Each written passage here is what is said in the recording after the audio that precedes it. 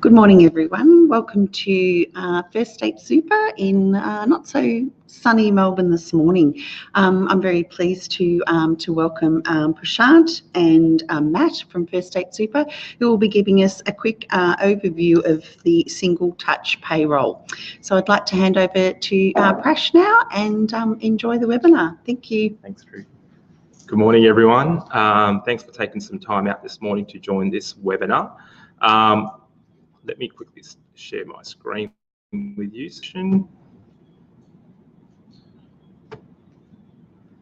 There we go. Okay. Thanks again for joining us. Just a bit of housekeeping. If you've got any questions, please send them through to the chat. We're going to compile a whole list of these and try and answer them as much as we possibly can through the presentation itself. If not, come back to you directly when needed.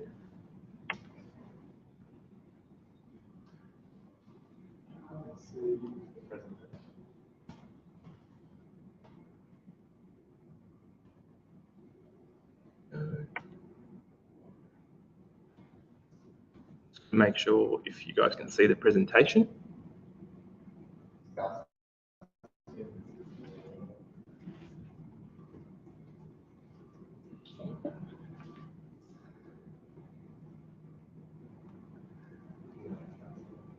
Should be able to now. There we go. Okay, now we've got the technology under control. So a bit of housekeeping again, guys. Best interest of time, just if you've got any questions, please send them through the Q&A. We're going to compile them and try and answer them as best as we possibly can throughout the presentation. If not, come back to you directly after the webinar's ended. So a quick agenda. So we'll go through, I guess, a bit of an overview of what STP means for employers. Talk through a high-level end-to-end process in an ideal setting. Most importantly, we'll talk to you about our solution that we have for our key employers. Matt then will take us through a demonstration of the actual portal itself, and we'll open up to any questions and next steps following that. So let's start off with a bit of an overview. So look, STP essentially is a streamlined way of reporting to the ATO all your tax and super information. It's kind of similar to the clearinghouse, but it happens each pay event. So every time you have a pay event, an STP file, it needs to be sent to the ATO. The main differences between the clearinghouse and STP is that it's only data. Data is the only thing that's being sent to the ATO. There's no money being exchanged at all. And I guess given the focus on data quality and enhancements long term, the ATO have actually stipulated that the payroll system will be the source of truth moving forward, and making sure that they're always asking employers to enhance their quality of data over a period of time. The idea isn't to just fix errors that you might have on an STP file. It's to actually make sure that you're going back to the source, which is the actual payroll files itself. Most employers, depending on the payroll solution that they have, will actually need a gateway to help them meet the STP obligations. Very similar to the clearinghouse, and I guess that could potentially include future employee commencement tools as well. So let's look at a high-level overview of what an STP process might look like. Your payroll team runs payroll, be it fortnightly, whatever your cycle is. You then have it download or extract an STP file. This file is then uploaded into your portal. The idea here is once the file is uploaded to the portal, you validate any issues you may have as a result of that. I mean, in an ideal world, there are zero errors and it's straight through processing to the ATO, but the validation issues may actually bring up any data quality errors that you may have. Once corrected, the idea is to then read the declaration and submit this STP file to the ATO. ATO then receives the submission, sends you a confirmation that they're in receipt of that STP file.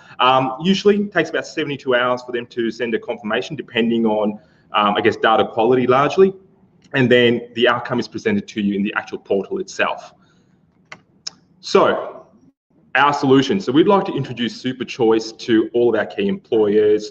And we went through, I guess, a rigorous process of selection, and SuperChoice was actually the first in integrating with the ATO for an STP solution in April. So they've certainly been doing this for a long time. To add to their credentials, SuperChoice was actually chosen as the STP provider for the ATO themselves. So they've definitely met the highest levels of security clearance and ensuring that, I guess, the data quality and privacy needs are met for employers. One of the other reasons, or actually a few other reasons why we chose SuperChoice as our preferred vendor for STP was also because of the premium user experience that offered. It allows employers to test their data before going live. Again, coming back to the point of ensuring you've got data quality, and you're actually continually enhancing that data quality. With the other reasons is the enrichment of messages. And what this means is that users don't have to sit there to interpret what errors mean. The SuperChoice system actually gives you messages that are in, I guess, clean and simple language, allowing you to, I guess, fix the errors back to the payroll file where needed. There's also a big self-serve component, essentially allowing users to manage, whether you have changes in the payroll team or, people coming into the team, people leaving the team. The users themselves can manage, add or remove users as you need to. And there's also loads of online training and support that is actually available. Again, what that means is there's plenty of guides, plenty of instructional videos for the users to be able to access when needed.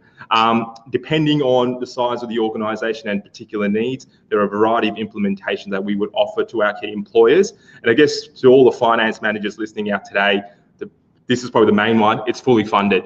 The other big thing with that is not only the cost for, if you were considering STP solutions where there is a cost involved, not only is there a cost per submission of file, depending on the quality of data, if you have errors, that will come back to you, and essentially you'll have a cost of rework as well because you're resubmitting that file. So there are just a few reasons why we chose SuperChoice as our preferred vendor. But I guess more importantly now, I'm going to ask Matt, my colleague, to share with you the actual live demonstration of what the portal looks like, some of its benefits, and we'll open up to a couple of questions afterwards. Over to Matt.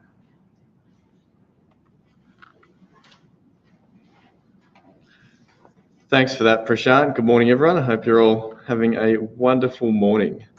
Let me just try and find our portal. Okay. So this is what the login page of the portal looks like. Pretty straightforward. Nothing much really unusual here. When you there's a couple of ways you can get access to this test portal. Well, actually, no, really only one way: to contact us or contact your relationship manager and request access to our test portal. If you're not entirely sure what solution you're going to go with, whether it's our solution or another solution, strongly encourage you even just to register for our test portal and start testing your files on here as soon as you can, because it is a user-friendly system.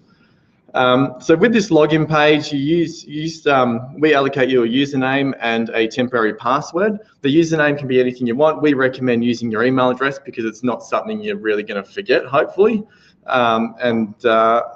But when you log in for the first time on this portal, you'll be prompted to put in a verification code. So that's sort of multi-factor authentication. That verification code is just a 6-digit number that is emailed to you. It's valid for 5 minutes. If you get distracted and busy and don't log in within that 5 minutes, you can regenerate another code. But that verification code for multi-factor authentication only comes up once if you're logging in from the same browser on the same network. If you take your laptop and take it to a different network or use a different browser or anything like that, you'll be asked to put this verification code in again. So just an added level of security for you. But assuming you've already done all that, you just simply log into the system here. And you're presented with the employer portal. So there's a couple of ways you can navigate around this system. You've got this top ribbon up here where you got your dashboard, your submission history, upload a new file, maintain employers, and maintain users. You also have the drop-down menu here, the escape menu, with the exactly the same files or options in that menu there. What you see here in front of you is a video. It's a bit of an instructional video on how to use the portal. So if we've come out, we've given you training and you're all happy, but you sort of forget or you want to teach a new employee at your business, there's some really good resources here. So a video plus some user guides down here. Then when you're ready to actually go and upload a new file, you can scroll down to this section here and click on upload a new file.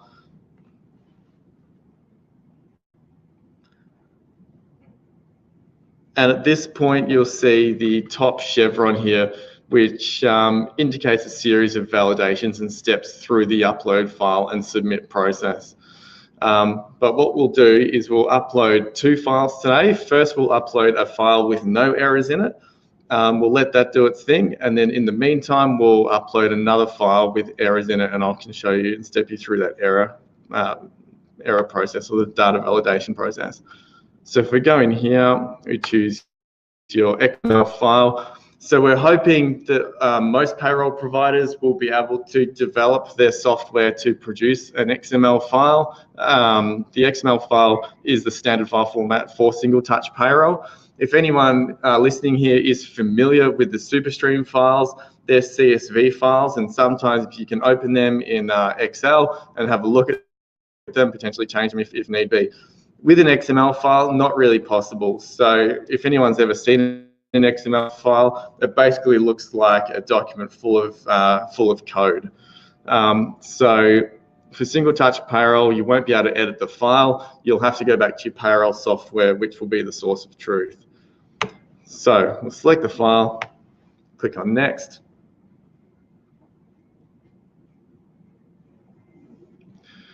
And because there were no errors in the file, you can see it's gone straight past the validation issues chevron at the top and gone straight to the review tab. Now, with single touch payroll, there are 310 different fields in the file. Not all of them you're going to use. So what SuperChoice have done is break those 310 fields up across these tabs here.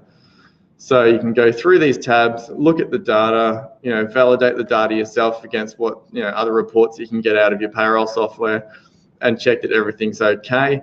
The payment summary information, for instance, will have the year-to-date figure that you've been paying your employees, plus a file total at the bottom. With this page, though, as I said, there are 310 fields. You're not going to use all 310 fields. There will be fields that will never be populated, in which case you can actually customize this view, and that is at a user level as well. So if I decide to have it set up in a certain view, other people in my business can actually have set it up however they might want it. And with these tabs, you'll see the little gear icon on each tab, and that's how you customize the view. And then you can come in here and select or deselect any option you want or don't want to display. That way you don't have to do a lot of left and right scrolling through this grid view. So now that I've checked the file, I'm happy with it, I'm confident that all the amounts are correct, I can hit next. Then I'm presented with this summary and submit page. This summary and submit page, requires 4 bits of information to finally submit the file to the tax office. We need the product ID, your BMS name, BMS vendor, and BMS version. So the product ID is given to you by your payroll vendor. The software will have 2 product IDs. There'll be a 5-digit product ID for the test environment and a 6-digit product ID for the live environment. These product IDs are handed out by the tax office after the payroll software has gone through a rigorous testing process to make sure it is single touch payroll compliant. Once the ATO is actually happy with that, they will allocate this product ID, 1 for test, 1 for live. Then the BMS name for test purposes, we've just got SuperChoice, SuperChoice, SuperChoice. When you come down here, this is the declaration to say that you are, that the information contained in the file is true and correct, and that you actually are authorized to submit files on behalf of your business. Once you click on that, you can click confirm and send. Then we're presented with the file here. So this is our submission history view. That file we've just submitted, we can see here that it has gone to confirmed and sent at 8:51 a.m. this morning. So that now goes off to the ATO. The tax office will then, within a matter of seconds and minutes, send back a receipt saying, yes, we've received that file, although we've done nothing with it yet. Then about 72 hours later, or up to 72 hours later, the tax office will send a second message back to SuperChoice, confirming whether there are errors or no errors in the file. Hopefully this one will come back to us with no errors. And during these testing, periods, we've noticed that that final receipt comes back within about 10 or 15 minutes. So again, this is our submission history. So what we'll do now, while we're waiting for a message to come back from the tax office, is upload a file that has errors in it. So we can come back up to our navigation menu up here, scroll down to upload a new STP file, and again, select a file to upload. And this one has the errors.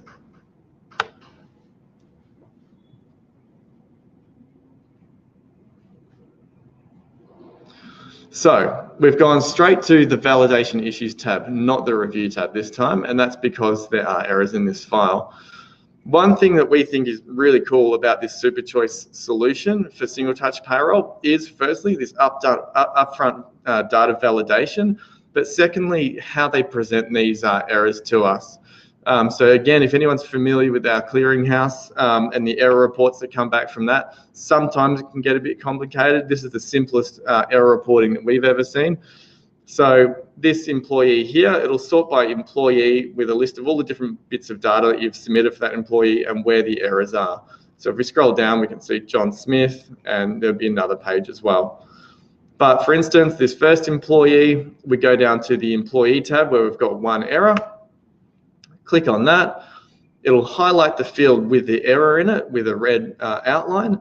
All you need to do is hover your mouse over that box and it'll tell you what the error is or what the issue is. So this one, for instance, says the employee tax file number, if entered, must be 8 or 9 digits in length. And the tax file number there is 10 digits in length. So it knows that that's an error.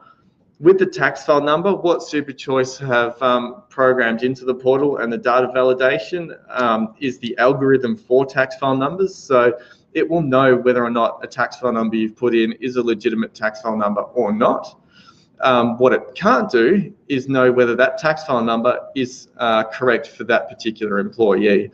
So for instance, you might upload a file with no errors in it, but then you might, 72 hours later, you might get a message back from the tax office saying, well, actually, there is an error in this file, and the error is this tax file number. And whilst that tax file number is correct for someone, it's not this particular person's tax file number. And that's when you'd go and fix it. Again, if we scroll down, we can see another error in this person. It's something to do with the ETP payment date, and it just says the date must be in the same financial year. So it validates a whole series of different things, email addresses, that sort of stuff. So you'll notice as well in here, you can't actually edit any of the fields. I know some people with SuperStream files might open the CSV in Excel, edit the file, save it and upload it again and let it go through. With single touch payroll, the tax office wants your payroll software to be the source of truth, which means you cannot do any editing here. You'll need to go back into your software, correct the errors, rerun the STP file and upload again.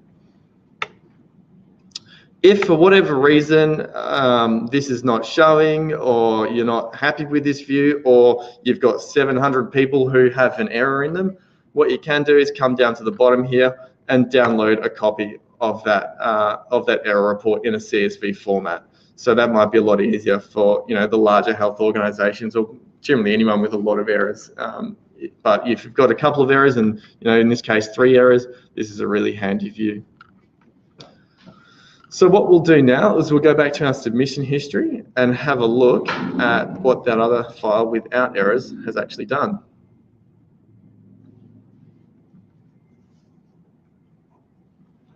We'll go for a refresh.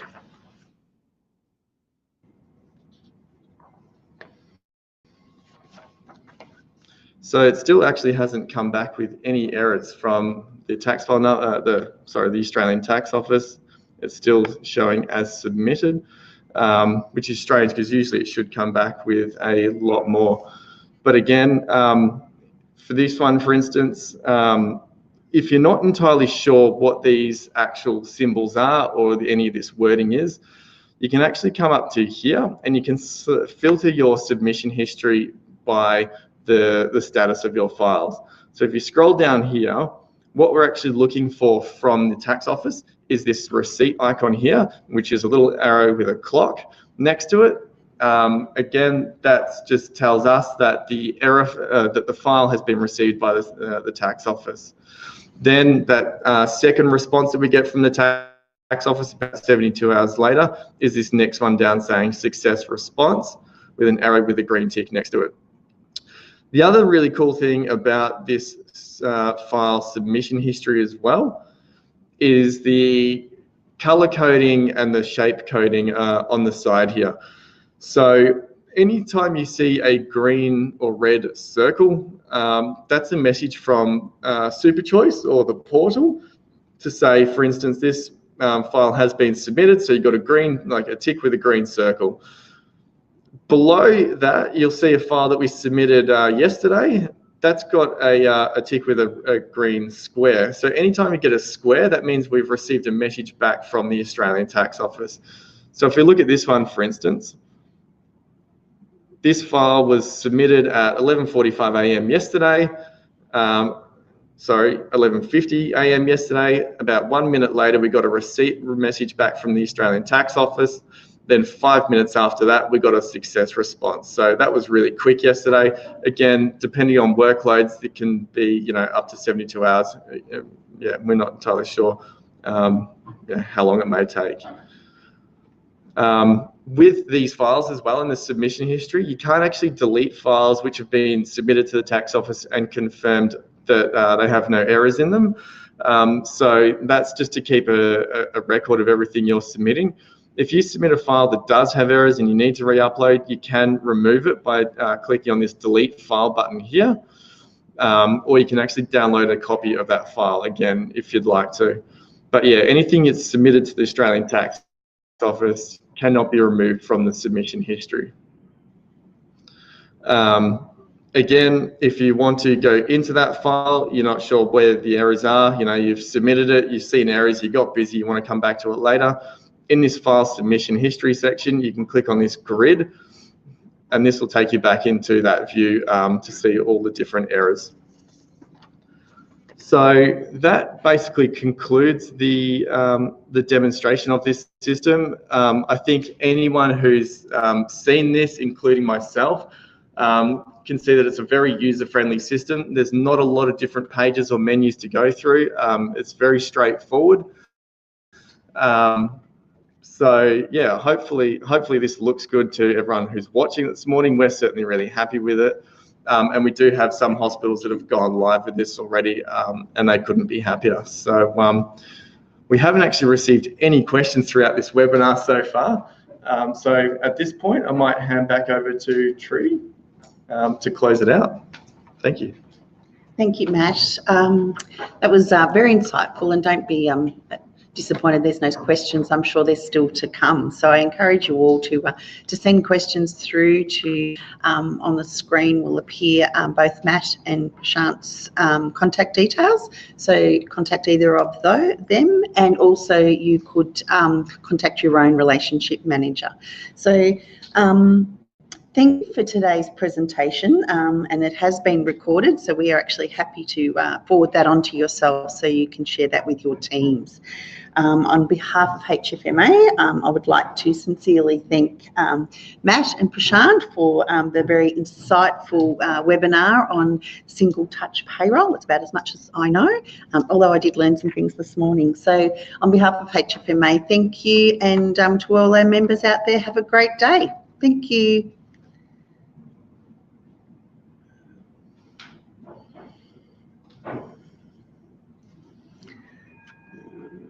Sorry, that one.